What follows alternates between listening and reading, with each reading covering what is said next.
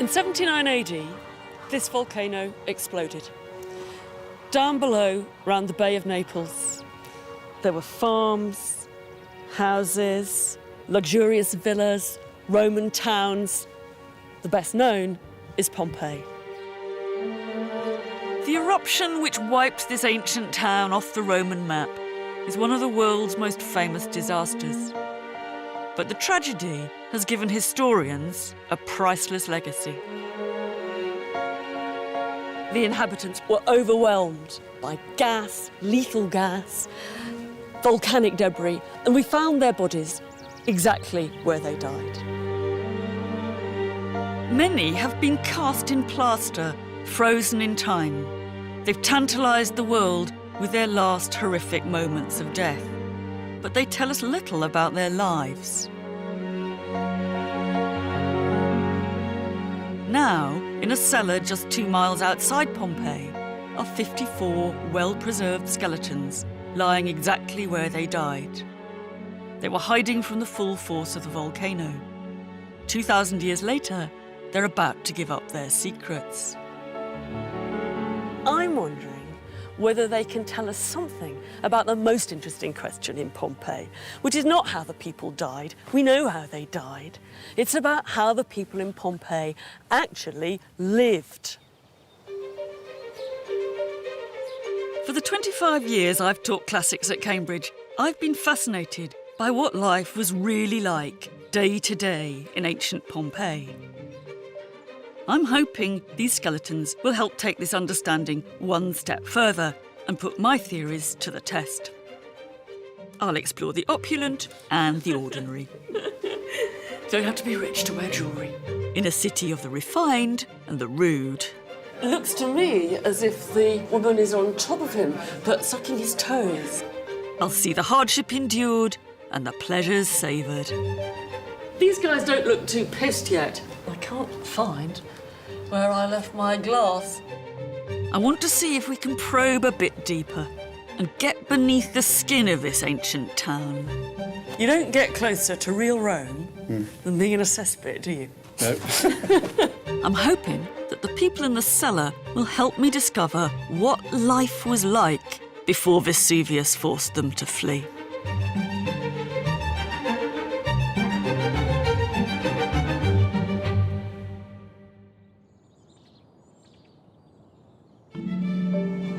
Pompeii is the most important archaeological site in the Roman world.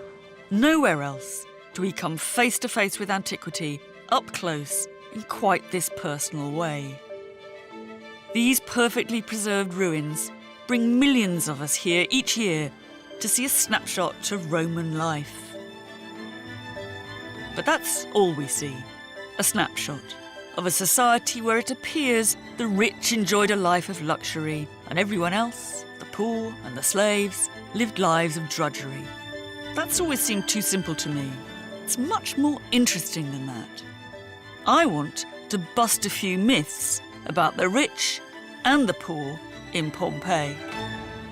This was the stretch of coastline where rich Romans, and I mean really, really rich Romans from the capital, used to come for their holidays. It was supposed to be particularly popular with the fast set. They came here to gamble, to have fun, to have sex. Sort of a cross between Las Vegas and Brighton. And that's what makes Pompeii so remarkable. It was a town where ordinary people lived cheek by jowl with the hedonistic rich.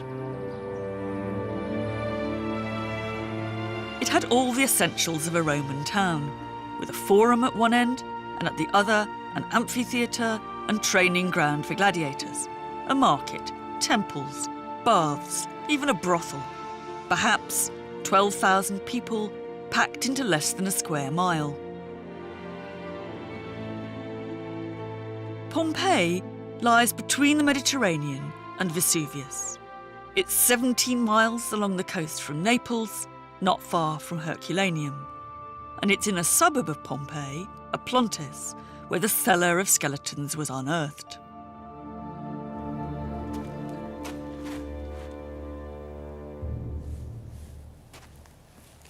It must have seemed a sensible place to come. It's partly underground, and that would have seemed safe, but it's got good access from the road outside. It's very hard not to be moved by this site. I mean, they may be 2,000 years old, but they're still victims of a terrible human tragedy. On the other hand, I can't help wondering what these bones might tell us about the life of these people. The first thing we can tell from the cellar is that these people appear to be divided into two groups. On one side, they were carrying money and jewels. These bodies have been catalogued and tidied away into boxes. The others, left where they fell, were found with nothing. So how can we explain this divide? You could come up with all kinds of theories as to why it might be. But for my money, the most likely thing is that we're dealing with a distinction in wealth.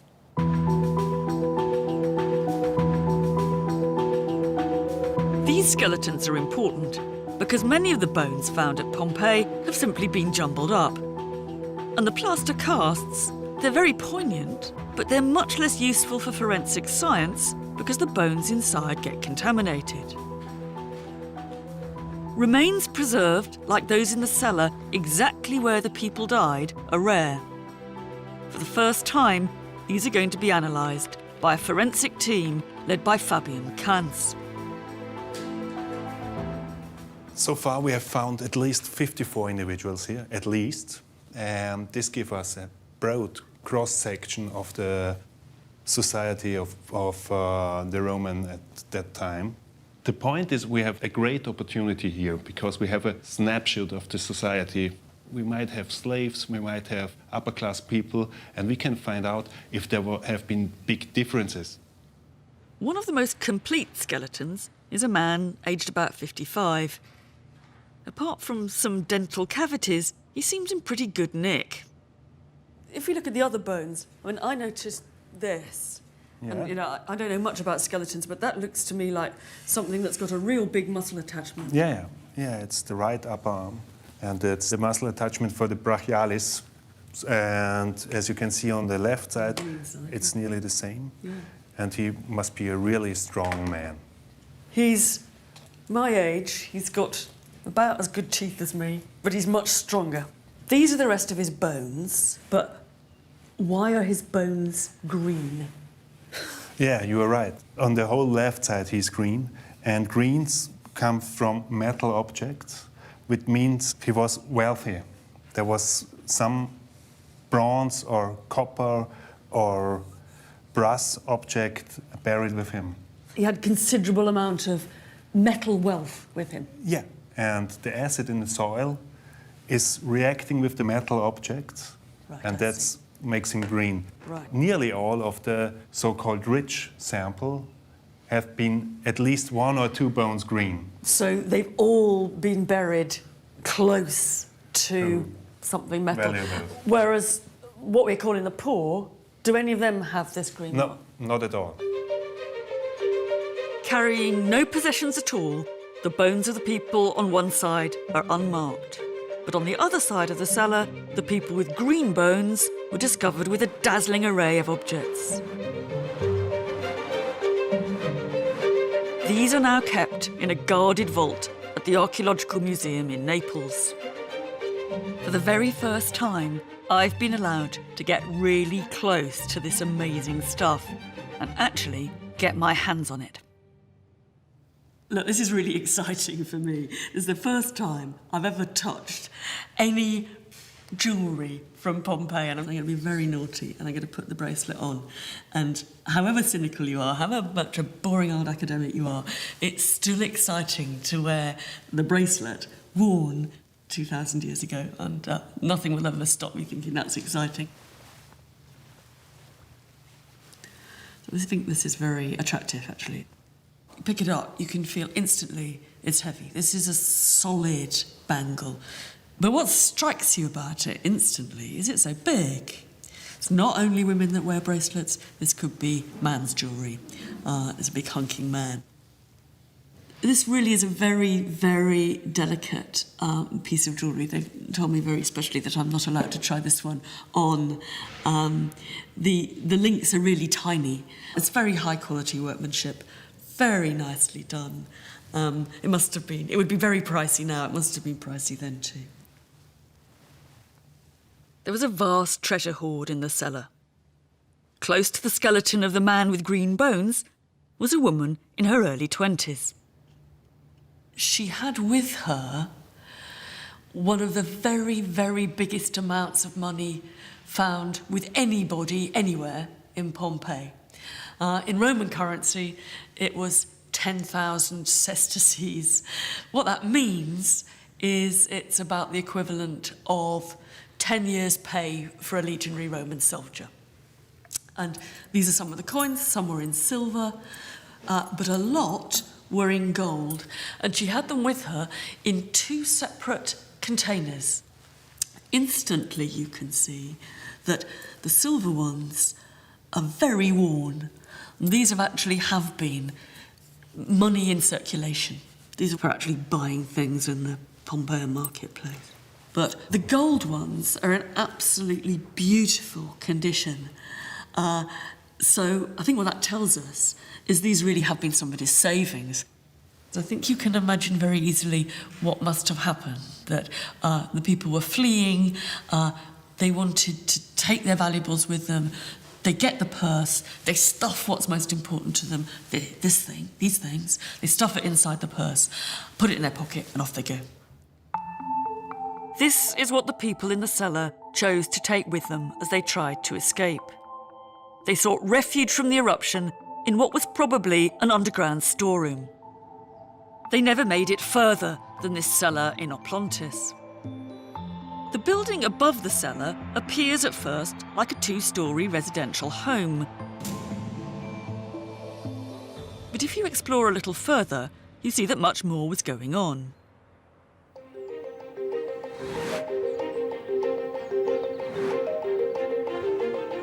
There's a large building with 2 floors of storerooms, piles of big containers and wheel ruts made by hundreds of carts. This was clearly more than somebody's house. This is an agricultural depot. It's ghostly now. In Roman times, it must have been an absolute hub of activity, with people packing things up, carting things, wheeling them off, getting them ready for dispatch. Whoever owned this place must have been pretty wealthy. But he wasn't anything like as wealthy as one of his neighbours, because just over there, few yards from this place, is one of the most luxurious villas ever found in all of the Roman world. The cellar is only a stone's throw from this stunning Roman mansion. 100 rooms, decorated with sumptuous frescoes, painted with pigments from the farthest corners of the Roman Empire. And to top it all, an Olympic-sized 200-foot-long swimming pool where the guests could let their hair down. So, while the rich frolicked at their pool parties, what was life like on the streets of Pompeii?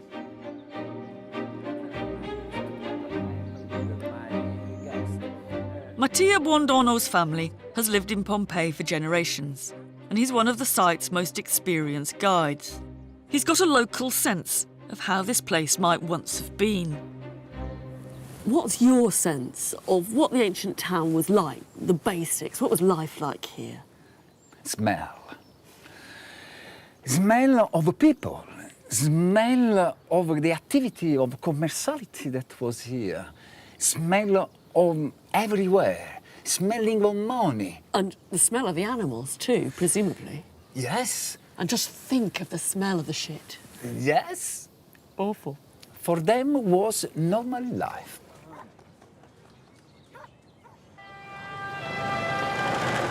To get an idea of Pompeii as the people in the cellar would have seen it, I've come to Naples. Though it's a modern city, there are some striking similarities with the ancient town nearby. So, You could feel yourself in Pompeii. Here. Yes. Now why? In You it. feel yourself in Pompeii Because, here because more or less the atmosphere, the first floor, and the busy town. It's easy to forget that Pompeii was a two-storey town. People lived above their shops and bars, and stairs opened right onto the streets, just as they do in Naples today. I think people often wonder where all the stuff was in a Pompeian shop or a bar. I think what this tells you is that you can hang a lot of it up. You can actually hang it from the ceiling. Like they did 2,000 years ago, as this painting shows us. All around modern Naples are echoes of Pompeii's past. From the doors, just like the ones you see in Pompeian frescoes. There are things like this in Pompeii. Oh, yes, yes, they had. Yeah, careful, because we don't want the owner to come. Okay, we can get out. To the images they left on their walls. I think the graffiti is pretty Pompeian. The Pompeian graffiti were better than this. They're better than, yes. Yes. They're wittier, Yes, I think. they are. Now that's very Pompeian, isn't it? No, Pompeii was cleaner. Pompeii was cleaner than that? Yeah. Do you really think so? Oh, yes, But because... here, you don't, do you? So we can find all kinds of clues as to how ancient Pompeians lived in modern Naples. But what can the bones from the cellar add to the picture of their lives? See, this looks quite ordinary to me. This is a leg bone. This is the lower part of the leg bone, and if you compare it to this bone, it's swollen. Oh, yeah, no, I see. And no, you can see okay. all these little holes. And what is that? This is the infection of the skin and the bone. A possible reason for this might be a cut. This is one explanation for it. So you get a cut, you haven't got antiseptic. Yeah. You maybe don't even know exactly what the relationship is between dirt and infection. No. And so the cut never properly heals and is a kind of lifetime infection, really. Yeah. Painful or not It's painful? very painful, very painful. So where could this infection have come from? After all, we tend to think of Romans as a rather clean lot, regularly visiting the baths. It's true that bathing was an important part of life, as we can see at the baths near the Forum in Pompeii. They give us a better picture than anywhere else in the world of how Roman bathing actually worked. This is where you took your clothes off.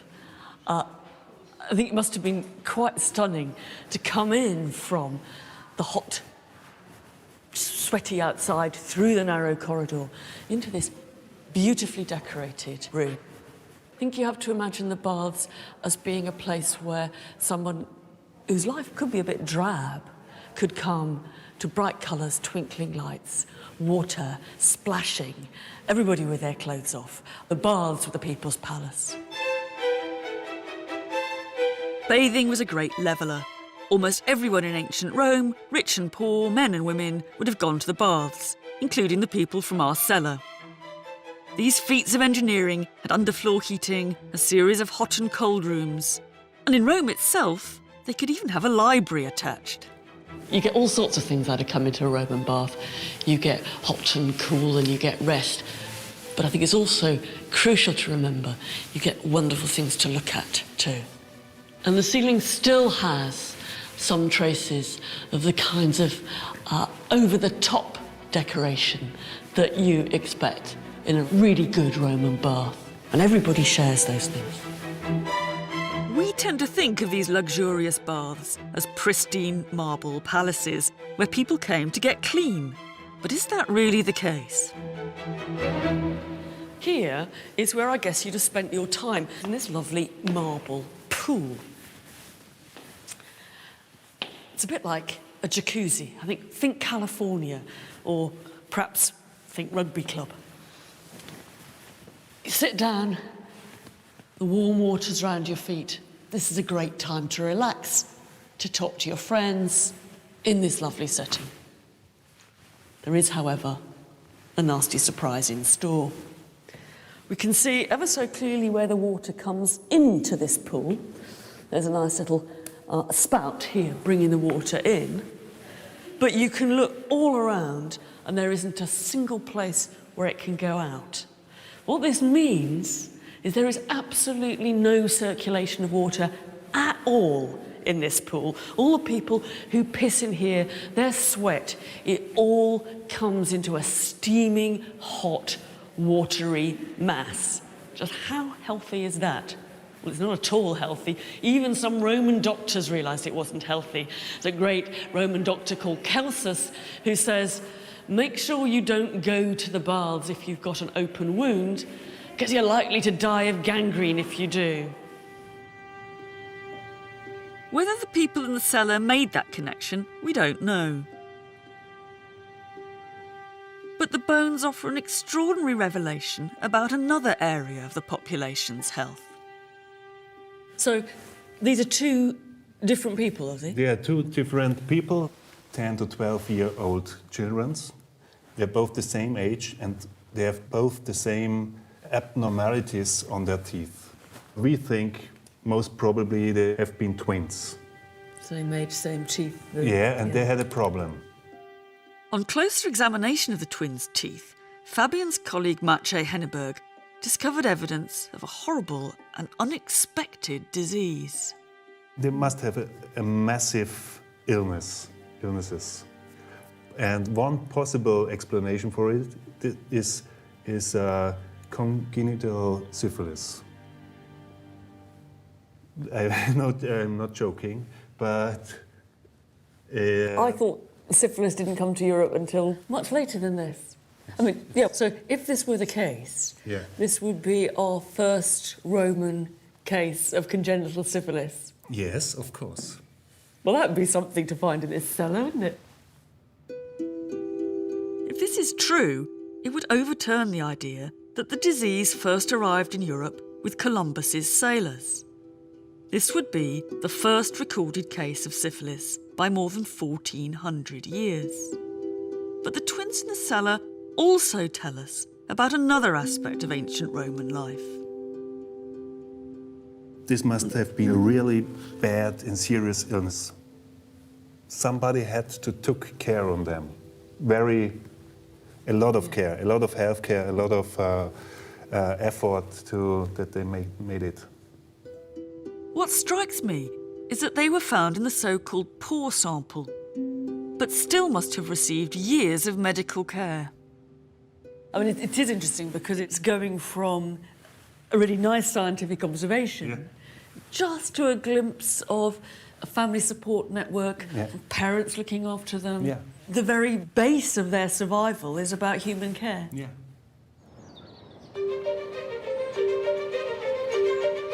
The possibility of a sexually transmitted disease might at first sight reinforce a view many people have of ancient Rome as a society of debauchery and sexual excess. There's willies, big willies, everywhere.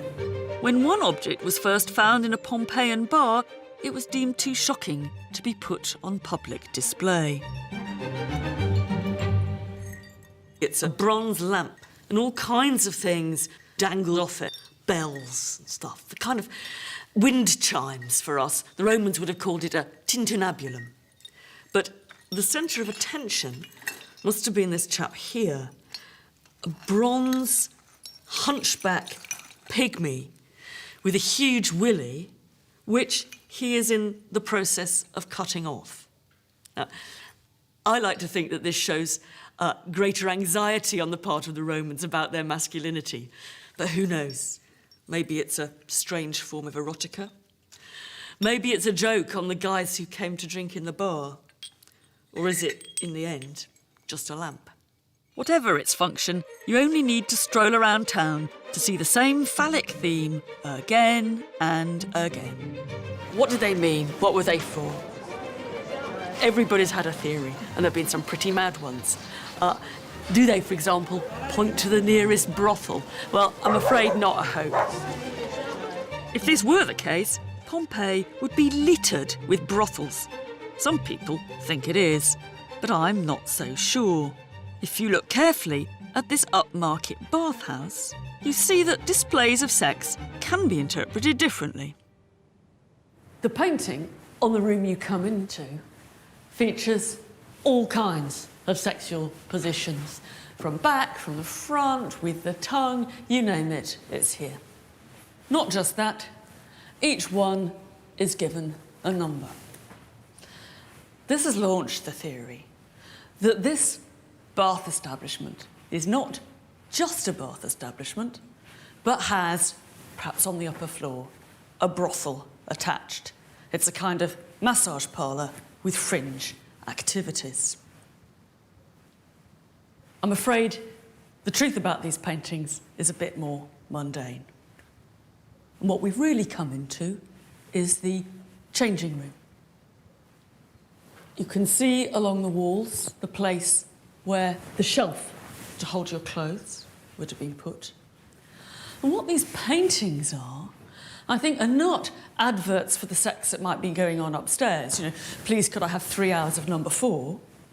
I think they are a clever way of helping you remember where you left your tunic or your toga.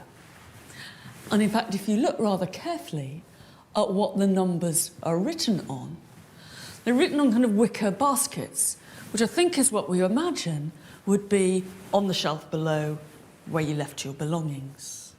So the idea would be, I left my toga near the fellatio. It's a kind of joke.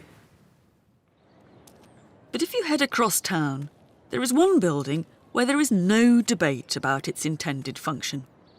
As far as I'm concerned, this is the town's one and only known brothel. Now, this is where you can see that the whole wall is covered with the graffiti of the customers. They're an interesting multicultural bunch. There's a couple in Greek. They're very hard to read. Latin handwriting is absolutely dreadful. But this one here is clear and pretty typical. I came along here and I had a good fuck, which is about as clear as you can get. It's a pretty gloomy place, and I think my heart goes out to the prostitutes who have to work here, honestly. The sex here still sells 2,000 years later, because this is the most popular visitor attraction on the entire site. This place is always packed with people because we still have a glamorous view about Roman sex and Roman brothels. We also get told a lot of rubbish about it. If you listen to what the tour guides are saying here, they look at these paintings up above the cubicles and they say, what these are, they're the menu at the brothel. You know, you might not be able to speak Latin very well, but you could always ask, like in a bar, for, can I have some of that one above that door? It's rubbish. Doesn't add up to me. I think they are fantasy images about sex. This place is bad enough. It's dark, it's dingy. The girls are working in prison cells, effectively. You don't have to make it worse by pretending that you came and chose sex like you choose a hamburger. Between the frescoes, the phalluses and the brothel, you can see how we ended up with the image of Pompeii as a society obsessed with sex. But we need to think again about this ancient myth. My idea is pretty simple, honestly. I don't really think that the Romans are any more interested in sex than we are. I think it's much more to do with male power. It's to say, this is a very masculine culture. Roman power is about male power. The phallus tells you that Roman power is built on its masculinity. We've been too keen to see sex in every corner of Pompeii, and that may go for another image of Roman life too. We picture the rich gorging themselves in gluttonous feasts, while the poor and the slaves who serve them go hungry. I wonder if the skeletons in the cellar can give us a different view on that too. Fabian, is there anything that you've been able to discover so far which might tell us about the diet of these people? From what we can see with the naked eye, we didn't find any signs of malnutrition or lack of minerals. There is no significant difference between the two groups. So everybody here was getting enough of what they needed to keep alive and pretty healthy. Yeah. This is remarkable. We might expect to see big differences between the rich and the poor perhaps smaller and showing signs of nutritional deficiency. But not here. So can we find out more about what these people had actually been eating? Fabian, I noticed when I was looking at some of the teeth that they do seem very worn, very much more worn down than modern teeth. Because mainly the process of milling the grain is completely different. And in this time, there was a lot of stones in the flour. So when our Pompeians eat their nice Pompeian bread, they're also eating bits of the millstone as well. Yeah. And it abrades the teeth. Yeah. Bread was such a staple food that in Pompeii alone there are 30 bakeries. One of the biggest is on the town's high street, and it gives us a vivid picture of how Pompeians baked their daily bread. One thing that we can be certain about all the people who ended up in our cellar, rich and poor alike, is that they'd have eaten bread from the same sort of bakery, maybe even the same bakery. Now, this is a really typical baking establishment of Pompeii. I'm standing now in the area where the corn was ground. Mules would have driven these rotating mills. The main entrance to the bakery from the street was there. And this is where the dough was prepared, probably by slaves. The flour was brought from this area round to here. They formed it into loaves, as yet unbaked. They put those loaves on this shelf here, and they whooshed through to be picked up and put in the oven here. And we know exactly what it looked like. A painting from Pompeii shows us round loaves of bread divided into 8 portions. In fact, 81 carbonised loaves, cooked and ready to be sold, have been found perfectly preserved in one of the town's many ovens. And that's not all. Archaeologists have found pomegranates, walnuts, even eggs preserved for 2,000 years.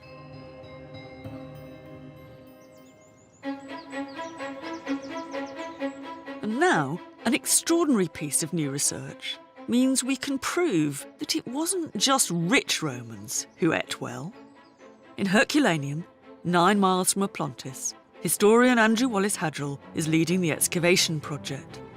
Herculaneum was buried under more than 50 feet of volcanic debris during the eruption of 79. Above this street was an apartment block inhabited not by Rome's super-rich, but by the ordinary people of the town. What went into their mouths came out 15 feet below. Let's come down here, Mary. It's not quite so scary as it looks. Down here, the evidence of Roman diet has been perfectly preserved for 2 millennia. I'm not great on You ladders, appear Andrew. to be disappearing into the bowels of the earth. We're getting to the bit where you can see some very good downpipes here. This whole sewer is fed from above. The stuff coming down smears down the wall generations of stuff, leaves a trail, and it's still brown. You can see very clearly how brown it is. It just leaves this trail of shit. It feels real. You don't get closer to real Rome than being in a cesspit, do you? No. So you've got a layer of shit on the floor, Yep. and then volcanic material covering it. Exactly. Right, Beautifully sealing the stuff on the floor. Right, so you take out the volcanic material and get to the shit, that's right? Yeah. It's all You know, gone now. It's all gone It's now, all but been it was removed, yeah. up to our knees, roughly, was really, really precious material. In archaeological terms, this is gold. You mean it's precious because it literally was what had gone through these Roman lavatories? Yeah. Down here was the story of Roman diet, just waiting to be found. This is the world's largest archaeological excavation of sewers.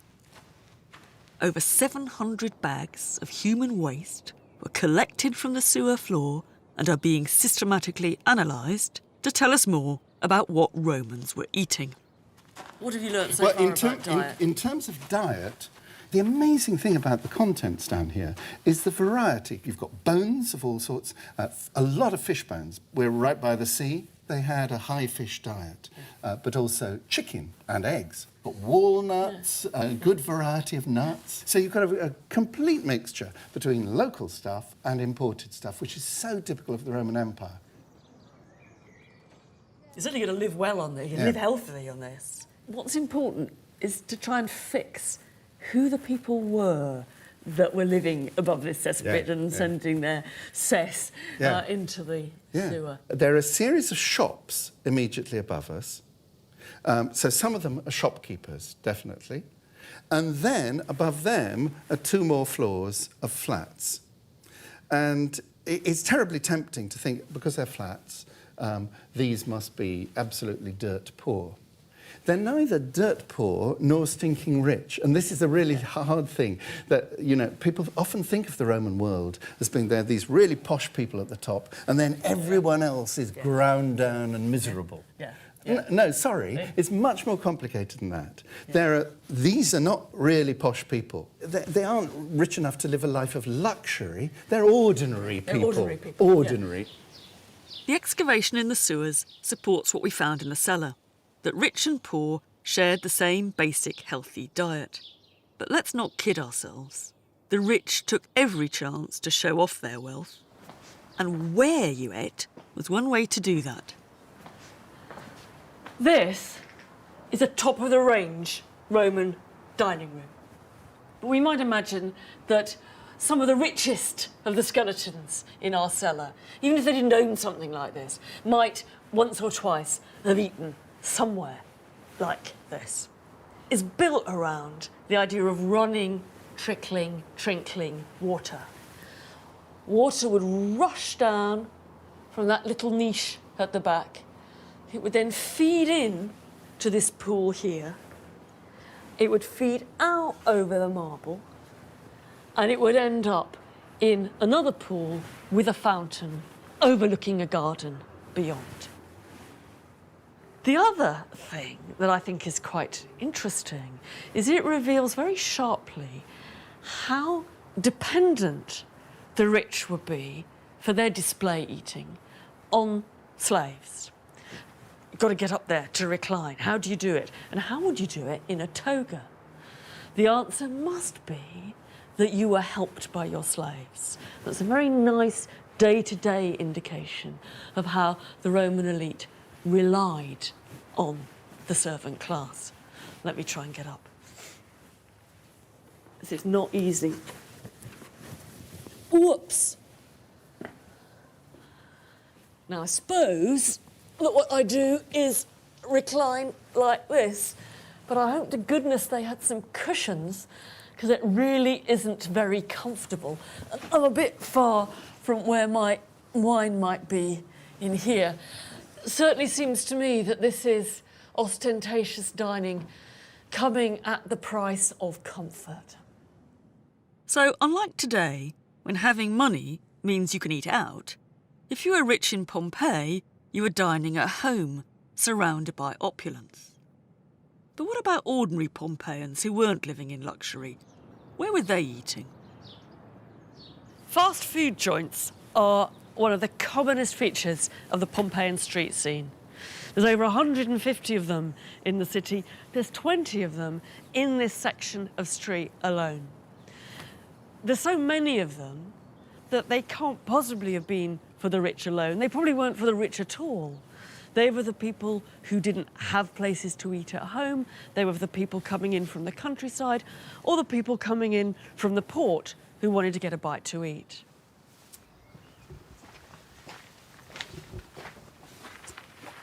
You've got 2 choices if you're a customer at this bar. Either you come to the street or to the counter, see what they've got on offer in the dishes here, choose what you want, take it away. Fast food. But if you've got more time, And I guess if you've got more money, because probably like modern Naples, you've got to charge more if you want to sit down, is that you go into the back room and you spend time eating and drinking at a table. I imagine it was pretty crowded, perhaps 6 or 8 tables with people sitting round. And when you got down on the tables, when you were sitting on the chairs at your eye level, were these lovely little scenes of life in the bar.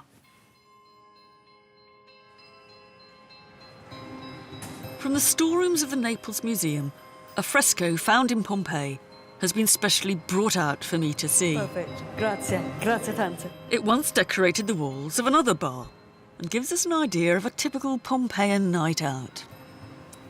They're very clever, actually, because it's not just paintings, but the paintings have got the ancient equivalent of speech bubbles attached to them. So a little dialogue, a little story develops. And the story is not entirely unfamiliar. After a good few drinks, 2 men get into an argument about a game of dice. The upshot of this we see in the sadly bashed up last scene, but happily the writing still survives. One's saying, "You scumbag, I won," and the other is saying, quite literally, "No, you didn't, you cocksucker." And just at the right-hand corner, it must be the landlord, because his speech bubble is saying, "Look, chaps, if you want to fight, get outside." I think it's nice actually ending this little series of scenes with the landlord, because it reminds us that bars are not just places where people go and get drunk and gamble and flirt. They're actually somebody's business. So where rich and poor were eating and drinking was worlds apart. But what they ate was for the most part very similar. Everybody shared the benefit of food grown in this marvellously fertile region and sourced from the plentiful Mediterranean, which in those days was right on their doorstep. It's easy to forget that in Roman times, Pompeii was absolutely on the seashore. It's only the seismic activity that means that it's now inland. Pompeii itself had a port, and there were other little harbours up and down this coastline. Goods came in from abroad, and goods went out from this rich agricultural land.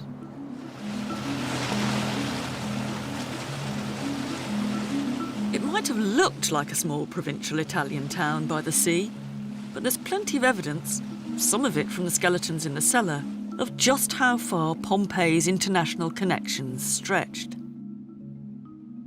What we've got here is a gorgeous, gorgeous necklace. It was found near one of the skeletons. The likely candidate is that it was with a middle-aged woman. And it is stunningly modern in its feel. It's got a narrow neck it's going to go around. There's no way, I think it might just go around me. But it's too big to be a bracelet. So it must have been a choker going, I think, tight round somebody's neck. One of the puzzles about these things always is where exactly the raw material for them comes from. Emeralds aren't found naturally near Pompeii. The likelihood is that they come from Egypt. These roughly shaped emeralds, belonging to one of the skeletons, aren't the only evidence we have of Rome's two-way global traffic. This is one of the most extraordinary objects ever found in Pompeii. What it is an ivory statuette, and you only have to look at it to see this looks Indian, and it is Indian. That's where it comes from. So it absolutely brings it home to you in an instant that Pompeii and the Pompeian inhabitants know about what happens in the outside world, or they have an awareness of Egypt and Africa and Asia and all the other places around the Mediterranean in a way that's quite different from what one imagines the global view of an English village might be in the 18th or 19th century. So Pompeii was a small town with a world view. But how far do our skeletons in the cellar reflect that? We know that Pompeii is in some ways a surprisingly multicultural little place. Yeah. There are foreign objects here, foreign imports. It's got a port. Yeah, It's looking towards the outside world. What's always been much trickier to pin down is just how far the population was multicultural. Have we got any evidence from these skeletons about the makeup of Pompeian society? I mean, really, the ethnic or racial makeup? We found 2 skeletons where we're quite sure that they are of African ancestry. This is from the so-called rich group, and there's another one. It's a female lying on her belly there, and she's of African origin. Tell me how you know it's of African origin. It's just the shape of the face. I mean, are you talking sub-Saharan Africa, not North Africa? Black. Black African. Black. What you're seeming to suggest, and I think that's a really important point, is that there are people living here who have an origin really on the other side of the Roman Empire. Yeah. That's not the only thing interesting about the African skeleton. His skull is green, stained by metal objects, and he's in the group found with treasure. It's possible he was the slave of someone rich, but he might also have been rich himself. We can't assume all Africans were slaves. Brutal and degrading as Roman slavery certainly could be, it wasn't as straightforward as that.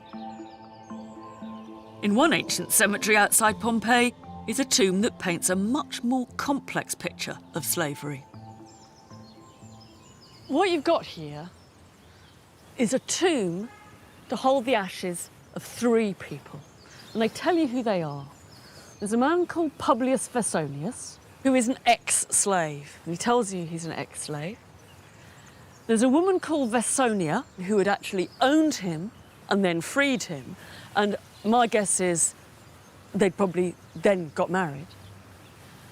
And he's also putting it up for the guy on the right, a friend of his. The first text says, Vesonius put this up for this trio. But the text underneath tells the sequel, which isn't so happy. Stop and read this, he says, because that guy on the right, who I thought was my friend, turned out to be false. In fact, says Vesonius, he took me to court. We quarrelled and he took me to court, but luckily my innocence and the gods above saved me. But he was a complete bastard. We don't know why this man didn't just remove his ex-friend's statue. It's what I would have done. But luckily he didn't, as this monument tells a fascinating story. Here was an ex-slave rich enough to put up this big tomb for 3, and then to go to court to settle a dispute with his former friend. The point about Roman slavery is that it isn't always a lifetime sentence. Slaves get freed by the people who own them, and they sometimes go on to do very well. In fact, my guess is that a majority, probably, of the Pompeian population, certainly some of the people in our cellar, would have had slaves somewhere in their ancestry. It's been calculated that more than half the population of Herculaneum were descended from slaves. And slaves certainly sometimes did what we think of as high-status jobs. There's evidence for that in a very surprising place. Here you have the bog. There's probably 1 seat here, and then, yes, you can come and sit by me. Yep. You see, what's brilliant about this is that the last person to use this loo before the eruption happened has left his name. It starts with an A here. That's right. And what it's saying is, it's his name, it's Apollinaris Yes. Medicus Medicus, yes, and then T Imp. Imp. So that's Apollinaris, the doctor of the Emperor Titus. Then you can't read this any longer because it's got too faded, but we Well, know it said, hic bene cacavit, had a good shit here. This name Apollinaris, we can't be certain, but it's very likely a slave name.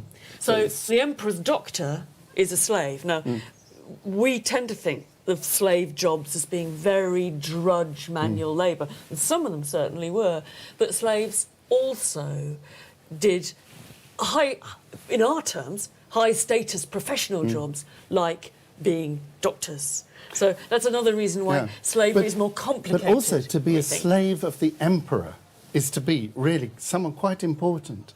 In some ways, it's better to be a slave of an emperor than an ordinary free-born person with a tiny little shop in Herculaneum. I'd much rather be the Emperor Titus's slave doctor than a flower seller in the streets of Pompeii. on the way up, this Yeah. guy. Yeah. So slavery was a fact of life in Pompeii. Almost certainly, some of the people in our cellar were slaves. They died right next to their masters as they would have lived. At the house of the baker, on the main street of Pompeii, we find a nice illustration of that closeness in a painting on the dining room wall. These guys don't look too pissed yet, although I think we can imagine what might happen next. But the giveaway scene is in the background, where that lady is clearly about to keel over and she's being propped up by the slave behind her. I imagine the slaves came in pretty handy for this kind of job. But it wasn't just slaves and masters living on top of each other. Here in the baker's house, right next to the smart dining room, there's a stable.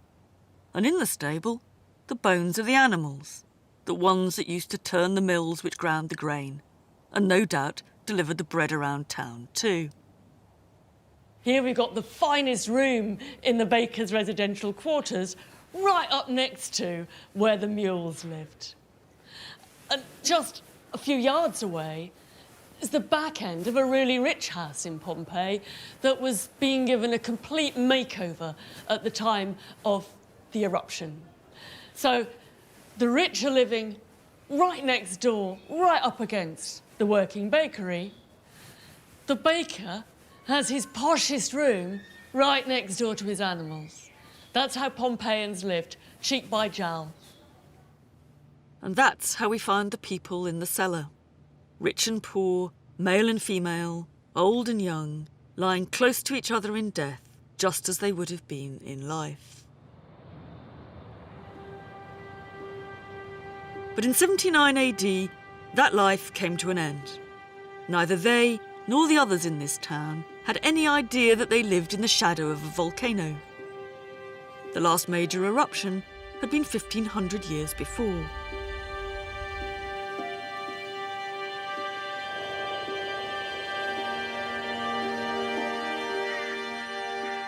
Nothing could prepare the population for what happened when Vesuvius exploded.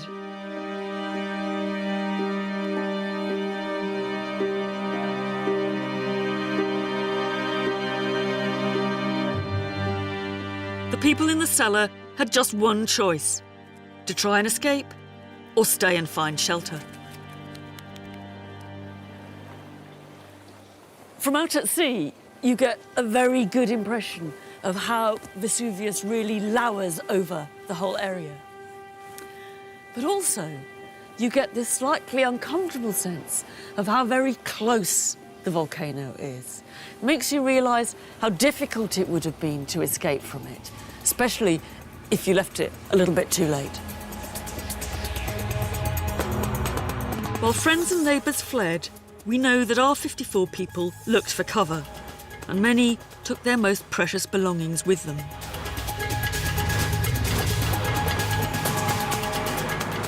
Why most of them stayed put, we can only guess. But in one case, there's a strong clue.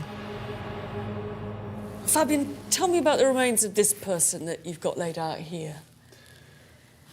This is maybe one of the most dramatic and tragic persons we found in the whole sample, because these are the bones of a young female, and we found with the skeleton this small bone, the pelvic bone of a fetus, and she must have been pregnant. Right.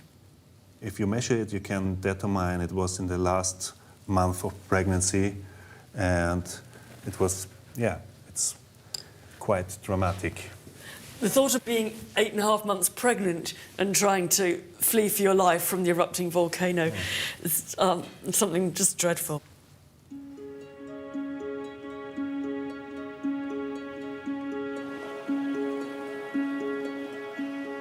Amazingly, an eyewitness account of the eruption survives.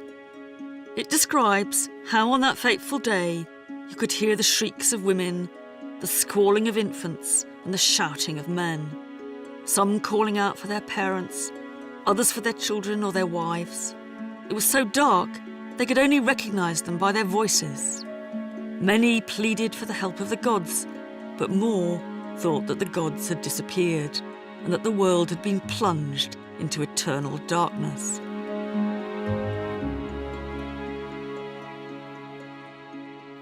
It must have been pitch black when the volcanic debris started to fall and our people tried to escape. Several of them certainly have brought lamps with them. This one is rather nice because the centre, just where the oil goes in, got a lovely picture here of the goddess of Rome herself. She's sadly broken in half, but she's quite recognisable with her helmet on. The people in the cellar were sheltering there as the eruption intensified outside, plunging them further into darkness. Heaven knows how you could have found your way through the streets at night using just one of these. It makes me realise how vulnerable the people in this cellar must have felt. They fled through the darkness. All trace of the sun has been obliterated by the volcanic debris. They've come in here, they're huddled together for shelter and support. And the only protection against the dark they've got is half a dozen little lamps like this. Of course, in the end, these people couldn't protect themselves from the same fate as the others in Pompeii. But the Romans in the cellar didn't just leave us with evidence of their tragic death, but of the lives they lived too. It may have been a male-dominated world where the rich dined in luxury and exploited the poor, but Pompeii was also a place where slaves could earn their freedom, where women could own wealth, and the ordinary Roman could eat and drink well. It was a place where even the poorest knew something of the world outside.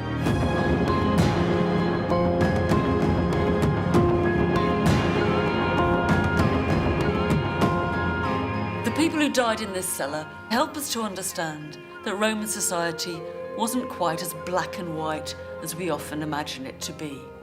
Sure, these people would have had vastly different lifestyles, but they lived cheek by jowl, and they shared a lot too. The smells, the dark, and the dirt. Not to mention the wine, the sex, the food, and the fun. And in the end, of course, they shared the same fate in the same cellar 2,000 years ago.